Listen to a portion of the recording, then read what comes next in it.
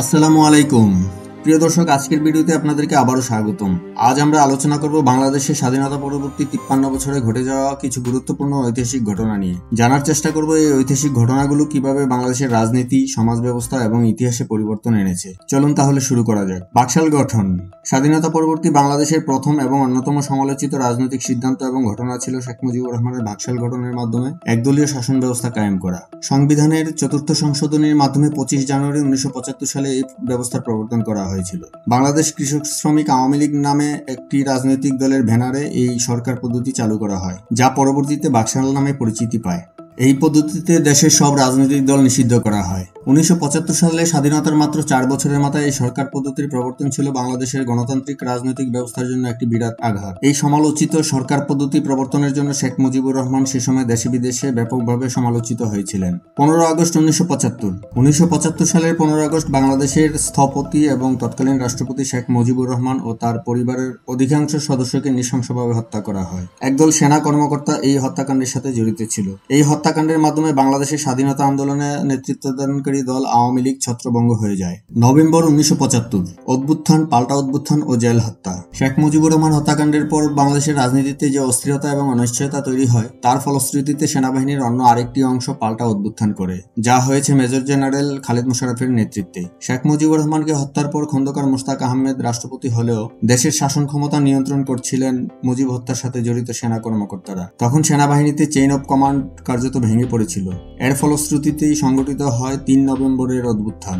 এই অভ্যুত্থানের মাধ্যমে খন্দকার মোশতাক আহমেদকে ক্ষমতাচ্যুত করা হয় এবং বন্দী করা হয় তৎকালীন সেনাপ্রধান মেজর জেনারেল জিয়াউর রহমানকে। মেজর খালেদ মোশাররফের নেতৃত্বে যখন এই অভ্যুত্থান সংগঠিত হচ্ছিল, তখন ঢাকা কেন্দ্রীয় কারাগারে আটক থাকা অবস্থায় আওয়ামী লীগের সিনিয়র 4 নেতা সৈয়দ নজরুল ইসলাম, তাজউদ্দিন আহমেদ, মোহাম্মদ মনসুর আলী ও আবুল হাসনাত মোহাম্মদ কামরুজ্জামানকে কারাগারের ভিতরেই গুলি করে হত্যা করা হয়। কিন্তু খালেদ মোশাররফের এই অভ্যুত্থান স্থায়ী হয়েছিল মাত্র 4 দিন। 7 নভেম্বর পাল্টা একটি অভ্যুত্থানে নিহত হন খালেদ মোশাররফ এবং আরো কয়েকজন সেনা কর্মকর্তা। সেই অভ্যুত্থানের মাধ্যমে সাধারণ সৈনিকরা সেনা প্রধান জিয়াউর রহমানকে মুক্ত করেন, যা সিপাহী জনতার বিপ্লব নামে পরিচিত। জিয়াউর রহমানের ক্ষমতা গ্রহণ ও হত্যাকাণ্ড। 1975 সালের 3 নভেম্বরের অভ্যুত্থানের মাধ্যমে major general Khaled Musharraf 5 November Khondaker Mostaq আহমেদকে ক্ষমতাচ্যুত করেন। এরপর 6 নভেম্বর রাষ্ট্রপতি হিসেবে দায়িত্ব গ্রহণ করেন বিচারপতি আবু সাদত মোহাম্মদ সায়েম। কিন্তু 7 নভেম্বর পাল্টা অভ্যুত্থানের পর বন্দিদশা থেকে মুক্ত হয়ে তৎকালীন সেনাপ্রধান মেজর জেনারেল জিয়াউর রহমান ক্ষমতার কেন্দ্রে চলে আসেন। আবু সাদত মোহাম্মদ সায়েম একাধারে রাষ্ট্রপতি এবং প্রধান সামরিক আইন প্রশাসক ছিলেন। এ সময় মেজর জেনারেল জিয়াউর রহমান উপসামরিক আইন প্রশাসক হন। এর 1 বছর পর 1976 সালের 19 নভেম্বর রাষ্ট্রপতি সায়েমের পরিবর্তে জিয়াউর রহমান নিজেই প্রধান সামরিক আইন প্রশাসকের দায়িত্ব নেন। 1977 সালের এপ্রিল মাসে বিচারপতি সায়েমকে রাষ্ট্রপতি পদ থেকে অব্যাহতি দেওয়া হয় এবং জিয়াউর রহমান রাষ্ট্রপতি পদে অধিষ্ঠিত হন। রাষ্ট্রপতি হবার 1.5 বছরের মাথায় জিয়াউর রহমান বাংলাদেশ জাতীয়তাবাদী দল বিএনপি গঠন করেন। 75-এর 7 নভেম্বরের পাল্টা অভ্যুত্থান তৎকালীন সেনাপ্রধান মেজর জেনারেল জিয়াউর রহমানের জন্য আশীর্বাদ হয়ে আসে। এই অভ্যুত্থান বাংলাদেশের রাজনীতির খোলনলচে পাল্টে দেয়। জিয়াউর রহমান গঠিত নতুন রাজনৈতিক দল চ্যালেঞ্জ ছুড়ে দেয় বাংলাদেশের প্রধান রাজনৈতিক দল আওয়ামী লীগের প্রতি। জিয়াউর রহমানের নেতৃত্বে বাংলাদেশে আবির্ভাব ঘটে মধ্য ডানপন্থী রাজনীতির। তিনি প্রথম এক সংশোধনীর মাধ্যমে সংবিধানের বিসমিল্লাহির রহমানির রহিম, সর্বশক্তিমান আল্লাহর উপর পূর্ণ আস্থা এবং বিশ্বাস এবং বাংলাদেশী জাতীয়তাবাদ যোগ করেন। এই পদক্ষেপের মাধ্যমে তিনি বাংলাদেশের সাধারণ মানুষের মন জয় করতে পেরেছিলেন। এছাড়াও তিনি বাংলাদেশী জাতীয়তাবাদ নামে নতুন একটি রাজনৈতিক ধারার প্রবর্তন করেন। তিনি প্রথম বাংলাদেশের রাজনীতিতে বহুদলীয় গণতন্ত্রের প্রবর্তন করেন, যা ছিল বাংলাদেশের রাজনীতির জন্য এক যুগান্তকারী পদক্ষেপ। প্রেসিডেন্ট জিয়াউর রহমান 4 বছর বাংলাদেশ শাসন করার পর 1981 সালের 30 মে এক ব্যর্থ সামরিক অভ্যুত্থানের মাধ্যমে চট্টগ্রামে নির্মমভাবে নিহত হন। রাষ্ট্রপতি জিয়াউর রহমানের হত্যাকাণ্ডের পর সংবাদপত্রে নানা বক্তৃতা বিবৃতির মাধ্যমে তৎকালীন সেনাপ্রধান জেনারেল হোসেন মোহাম্মদ এরশাদের রাজনীতিতে আসার আকাঙ্ক্ষা প্রকাশ পেতে থাকে। তবে তিনি খুব বেশি তাড়াহুড়ো করেননি। 1982 সালের 24 মার্চ রাষ্ট্রপতি আব্দুস সাত্তারকে সরিয়ে ক্ষমতা দখল করেন জেনারেল এরশাদ। রাজনীতির ক্ষেত্রে অনেকটাই জেনারেল এরশাদ জিয়াউর রহমানের পদাঙ্ক অনুসরণ করেন। তারও রাজনৈতিক আদর্শ ছিল মধ্য ডানপন্থী। তিনি এক সংশোধনীর মাধ্যমে সংবিধানের রাষ্ট্রধর্ম ইসলামকে যুক্ত করেন। জিয়াউর রহমানকে অনুসরণ করে তিনিও তার রাজনৈতিক দল জাতীয় পার্টি গঠন করেন। জেনারেল এরশাদ ছিলেন বাংলাদেশের সবচেয়ে দীর্ঘমেয়াদী সামরিক শাসক। প্রবল গণ আন্দোলনের মুখে জেনারেল এরশাদ 1990 সালের 6 ডিসেম্বর ক্ষমতা থেকে সরে দাঁড়ান। 1991 সালের নির্বাচন। এই নির্বাচনকে মনে করা হয় হয় বাংলাদেশের ইতিহাসের প্রথম অবাধ ও স্বচ্ছ নির্বাচন। যদিও এই নির্বাচনে পরাজিত দল আওয়ামী লীগ সূক্ষ্ম কারচুপির অভিযোগ তুলেছিল। 1991 সালের নির্বাচনে প্রথম নির্দলীয় তত্ত্বাবধায়ক সরকারের অধীনে অনুষ্ঠিত হয়। রাজনৈতিক দলগুলোর ঐকমত্যের ভিত্তিতে প্রধান বিচারপতি শাহাবুদ্দিন আহমেদের নেতৃত্বে গঠিত হয়েছিল এই তত্ত্বাবধায়ক সরকার, যার মেয়াদ ছিল 90 দিন। বাংলাদেশের প্রথম নারী প্রধানমন্ত্রী হিসেবে বেগম খালেদা জিয়ার শপথ।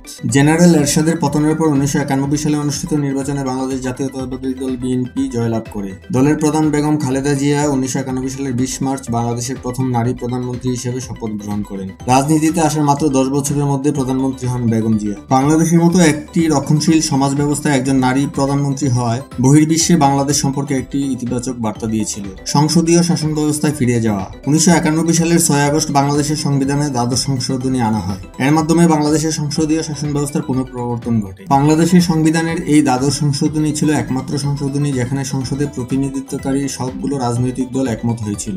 সংশোধনীর মাধ্যমে রাষ্ট্রপতিকে রাষ্ট্রের সাংবিধানিক প্রধান এবং প্রধানমন্ত্রীকে রাষ্ট্রের প্রধান নির্বাহী করা হয়। এছাড়াও প্রধানমন্ত্রীর নেতৃত্বে মন্ত্রিপরিষদকে জাতীয় সংসদের কাছে দায়বদ্ধ করা হয় এবং সংসদ সদস্যদের ভোটে রাষ্ট্রপতি নির্বাচনের বিধান চালু করা হয়। 15 ফেব্রুয়ারি নির্বাচন ও তত্ত্বাবধায়ক সরকারের ব্যবস্থা। বিএনপি সরকারের মাঝামাঝি সময়ে মাগুরা জেলার একটি উপনির্বাচনকে কেন্দ্র করে আওয়ামী লীগ তত্ত্বাবধায়ক সরকারের দাবিতে আন্দোলনে নামে। একই সাথে জাতীয় পার্টি ও জামায়াতে ইসলামীও আন্দোলনে যোগ দেয়। এক পর্যায়ে এই আন্দোলন সহিংসতার রূপ নেয়। সংসদ থেকে পদত্যাগ করেন আওয়ামী লীগ, জাতীয় পার্টি ও জামায়াতে ইসলামীর সদস্যরা। আওয়ামী লীগের পক্ষ থেকে বলা হয় তত্ত্বাবধায়ক সরকার ছাড়া সুষ্ঠু নির্বাচন হতে পারে না। কিন্তু চলমান আন্দোলনের মধ্যে বিএনপি এই সরকার এগিয়ে যায় ষষ্ঠ জাতীয় সংসদ নির্বাচনের দিকে। আওয়ামী লীগ সহ অন্যান্য রাজনৈতিক দলগুলো নির্বাচন বর্জন করলে একটি প্রশ্নবিদ্ধ নির্বাচন অনুষ্ঠিত হয়। নির্বাচনে জয়লাভের পর আবারও প্রধানমন্ত্রী হিসেবে শপথ গ্রহণ করেন বেগম খালেদা জিয়া। পরবর্তীতে সেই সংসদের প্রথম অধিবেশনে তত্ত্বাবধায়ক সরকারের বিল পাশ করে সেটি সংবিধানে অন্তর্ভুক্ত করা হয় এবং বিএনপি সরকার ক্ষমতা থেকে সরে দাঁড়ায়। 1996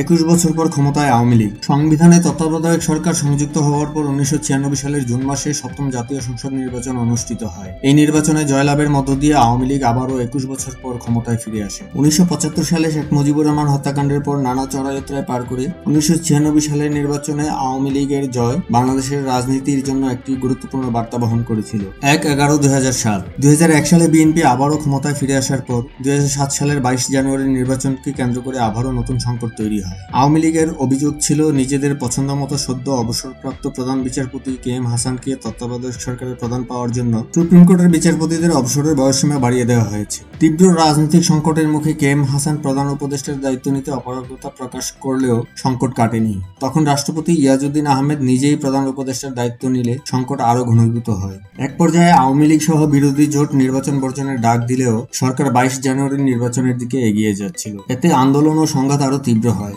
সংঘাতময় এক রাজনৈতিক প্রেক্ষাপটে 2007 সালের 11 জানুয়ারি সেনাবাহিনী রাষ্ট্রপতি ইয়াজউদ্দিন আহমেদকে প্রধান উপদেষ্টার পদ থেকে সরে যেতে বাধ্য করে, যা পরে রাজনীতিতে 1/11 নামে পরিচিতি পায়। সেনাবাহিনীর সমর্থনে এবং প্রত্যক্ষ সহযোগিতায় বাংলাদেশ ব্যাংকের সাবেক গভর্নর ডক্টর ফখরুদ্দিন আহমেদের নেতৃত্বে নতুন একটি তত্ত্বাবধায়ক সরকার গঠিত হয়, যার মূল নায়ক ও ক্ষমতাধারী ছিলেন তৎকালীন সেনাপ্রধান জেনারেল মুইন ইউ আহমেদ। 2008 সালের নির্বাচন ও যুদ্ধাপরাধীর বিচার। ডক্টর ফখরুদ্দিনের নেতৃত্বে প্রায় 2 বছর পর 2008 সালের 29 ডিসেম্বর সাধারণ নির্বাচনের ঘোষণা করা হয় এবং সেই নির্বাচনে আওয়ামী লীগ জয়লাভ করে এবং সরকার গঠন করে। নির্বাচনের প্রতিশ্রুতি অনুযায়ী আওয়ামী লীগ সরকার কিছুদিনের মধ্যে 1971 সালে স্বাধীনতা যুদ্ধের সময় সংঘটিত মানবতা বিরোধী অপরাধের বিচার করার উদ্যোগ নেয়। এই বিচারের বিরুদ্ধে জামায়াতে ইসলামী রাজপথে তীব্র আন্দোলন গড়ে তোলার চেষ্টা করে এবং সরকার সেটি কঠোর হাতে দমন করে। জামায়াতে ইসলামীর শীর্ষ নেতারা বিচারের জন্য অভিযুক্ত হয়েছিলেন। ট্রাইব্যুনালের রায়ে জামায়াতে ইসলামীর নেতা মতিউর রহমান নিজামী, আলী হাসান মোহাম্মদ মুজাহিদ, কাদের মোল্লা, কামারুজ্জামান সহ শীর্ষ নেতাদের মৃত্যুদণ্ড দেয় আদালত। তত্ত্বাবধায়ক সরকার ব্যবস্থা বাতিল। 2011 সালের সংবিধানের পঞ্চদশ সংশোধনীর মাধ্যমে নির্দলীয় তত্ত্বাবধায়ক সরকার ব্যবস্থা বাতিল করা হয়, যার মাধ্যমে বাংলাদেশের গণতান্ত্রিক শাসন ব্যবস্থা আরও একবার হুমকির মুখে পতিত হয়।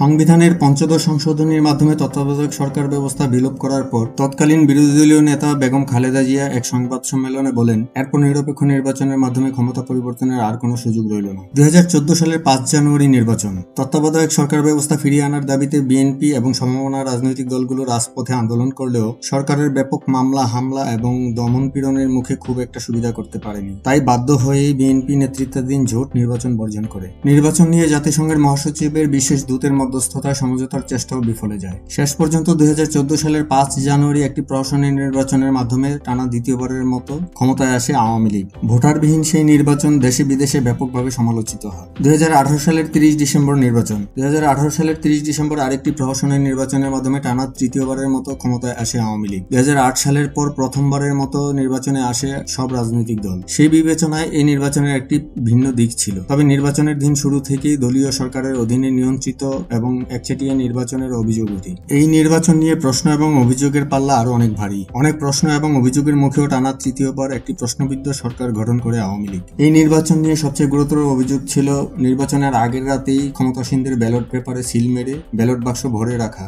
7 জানুয়ারি 2024 সালের নির্বাচন। 2024 সালে 7 জানুয়ারি অনুষ্ঠিত হয় দ্বাদশ জাতীয় সংসদ নির্বাচন। আবারও বিরোধী দলগুলো নির্দলীয় তত্ত্বাবধায়ক সরকারের অধীনে নির্বাচনের দাবিতে নির্বাচন বয়কট করে। ফলে আওয়ামী লীগ সুযোগ পেয়ে যায় তৃতীয়বারের মতো আরেকটি নির্ঝলা প্রহসনের নির্বাচন করার, যার ফলে টানা চতুর্থবারের মতো সরকার গঠন করে আওয়ামী লীগ। 2024 সালের ছাত্র জনতার অভ্যুত্থান বা জুলাই বিপ্লব। 2024 সালের 1 জুলাইয়ে চাকরিতে কোঠাপত্র বিলুপ্তির দাবিকে সামনে রেখে 4 দফা দাবিতে সৃষ্টি হয় বৈষম্য বিরোধী ছাত্র আন্দোলন। 2 থেকে 6 জুলাই দেশের বিভিন্ন স্থানে বিভিন্ন শিক্ষা প্রতিষ্ঠানের শিক্ষার্থীরা বিক্ষোভ, মানববন্ধন ও মহাসড়ক অবরোধ ইত্যাদি কর্মসূচি পালন করে। 7 জুলাই সংগঠনটি ঢাকায় গণপরিবহন অবরোধ কর্মসূচি দেয় এবং পরবর্তীতে সারা দেশে বাংলা ব্লকেট দেওয়া হয়। এসব কর্মসূচিতে শিক্ষার্থীরা ছাত্রলীগ ও পুলিশের ব্যাপক হামলার শিকার হয়। 14 জুলাই শিক্ষার্থীরা রাষ্ট্রপতি শাহাবুদ্দিন আহমেদের বরাবর স্মারকলিপি প্রদান করে। এদিন তৎকালীন প্রধানমন্ত্রী শেখ হাসিনা তার এক বক্তব্যে আন্দোলনকারীদের রাজাকারের নাতিপুতি বলে অভিহিত করে। তার এই বক্তব্যের প্রতিক্রিয়া হিসেবে শিক্ষার্থীরা ব্যঙ্গ করে তুমি কে, আমি কে, রাজাকার রাজাকার, কে বলেছে স্বৈরাচার স্বৈরাচার এবং চাইতে গেলাম অধিকার, হয়ে গেলাম রাজাকার বলে স্লোগান দেয়। 15 জুলাই আওয়ামী লীগ ও তৎকালীন সরকারের কর্মকর্তা ও মন্ত্রী, এমপিরা আন্দোলনকারী শিক্ষার্থীদের বিরুদ্ধে মুক্তিযুদ্ধের চেতনা নষ্ট করার অভিযোগ আনেন। 18 জুলাই বৈষম্য বিরোধী ছাত্র আন্দোলনের পক্ষ থেকে সারা দেশে কমপ্লিট শাটডাউন ঘোষণা করা হয়। 19 জুলাই সারা দেশে সর্বাত্মক অবরোধ চলে। এভাবে সরকারি ব্যাপক দমন পীড়নের মধ্য দিয়েই আন্দোলন দুর্বার গতিতে এগিয়ে যেতে থাকে এবং আন্দোলনে সম্পৃক্ত হতে থাকে দেশের বিভিন্ন রাজনৈতিক দল, বয়স এবং শ্রেণী পেশার মানুষ। এরই মধ্যে ব্যাপক চাপের মুখে 1 আগস্ট ডিবি পুলিশের হেফাজতে থাকা আন্দোলনের 6 সমন্বয়ককে ছেড়ে দেওয়া হয়। 2 আগস্ট শুক্রবার প্রার্থনা ও ছাত্র জনতার গণমিছিল ঘোষণা করা হয়। 3 আগস্ট অনির্দিষ্টকালের জন্য সর্বাত্মক অসহযোগ আন্দোলনের ডাক দেওয়া হয়। কেন্দ্রীয় শহীদ মিনার থেকে দেওয়া হয় অসহযোগ আন্দোলনের রূপরেখা। প্রধান সমন্বয়ক নাহিদ ইসলাম সরকার পদত্যাগের 1 দফা দাবি ঘোষণা করেন। 1 দফার অংশ হিসেবে শুরুতে 6 আগস্টের জন্য লং মার্চ টু ঢাকা ঘোষণা করেন, কিন্তু পরবর্তীতে পরিস্থিতি বিবেচনায় সমন্বয়করা কর্মসূচি একদিন এগিয়ে 5 আগস্ট ঘোষণা করেন। আন্দোলনকে ঘিরে 4 আগস্ট সারা দেশে সরকার দলীয় গুন্ডা বাহিনী এবং পুলিশ সহ অন্যান্য বাহিনীর সাথে আন্দোলনকারীদের ব্যাপক ধাওয়া পাল্টা দেওয়া, সংঘর্ষ এবং গোলাগুলির ঘটনা ঘটে। এতে 108 জন সাধারণ মানুষ এবং পুলিশ নিহত হয়। 5 আগস্ট শেখ হাসিনার পদত্যাগের 1 দফা দাবির প্রেক্ষিতে ছাত্র জনতার অপ্রতিরোধ আন্দোলনের মুখে অবিস্মরণীয় এক অভ্যুত্থানে তৎকালীন প্রধানমন্ত্রী শেখ হাসিনা পদত্যাগে বাধ্য হয় এবং দেশ থেকে পালিয়ে ভারতে আশ্রয় নেয়। এর মধ্য দিয়ে অবসান ঘটে বাংলাদেশের ইতিহাসের সবচেয়ে ঘৃণ্য, অত্যাচারী, দুর্নীতিবাজ এক স্বৈরশাসকের 15 বছরের শ্বাসরুদ্ধকর শাসন ব্যবস্থা। প্রিয় দর্শক, আজকের ভিডিওতে আমরা চেষ্টা করেছি স্বাধীনতোত্তর বাংলাদেশে ঘটে যাওয়া ঐতিহাসিক এবং উল্লেখযোগ্য ঘটনাগুলো তুলে ধরতে। ভিডিওটি যদি আপনার ভালো লেগে থাকে তাহলে একটি লাইক দিন এবং শেয়ার করুন। ভিডিও সম্পর্কে আপনার মতামত জানাতে কমেন্ট করুন। পরবর্তীতে নতুন ভিডিও পেতে আমাদের চ্যানেলটি সাবস্ক্রাইব করে রাখুন। আল্লাহ হাফেজ।